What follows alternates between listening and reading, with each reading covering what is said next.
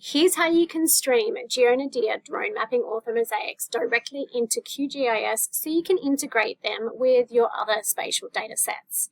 If you're using a different GIS application, I'll pop the link to those videos in the comments below. Let's get started. If you've got a paid GeoNadir subscription, you'll have access to our tile mapping server. So all you need to do is find that dataset that you're interested in, either through My Datasets or through the global map, and head on into the dataset details there. So in this case, I'm going to look at Caribou Key. You'll see when the dataset details come up, there's a little TMS link here. All you need to do is click on that. That's our tile server. Open the QGIS project where you're doing your work. You can see on the left-hand side, I've got my table of contents, I've got some vector data and some raster data in there as well. It's a base satellite map. Over on the top left-hand side, right-click on the XYZ Tiles menu option and go to New Connection. At the top, type in the name of the layer that you're going to use.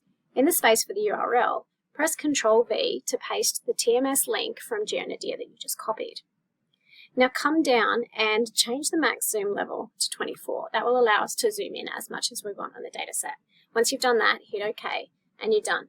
Come back to the XYZ tiles and expand the menu option and you'll see Caribou 2023 has appeared. Double click that to bring it into our table of contents, or you could also click and drag it. When we see the dataset listed, all we need to do is tick it on and we'll see the drone mapping orthomosaic appear in our map view.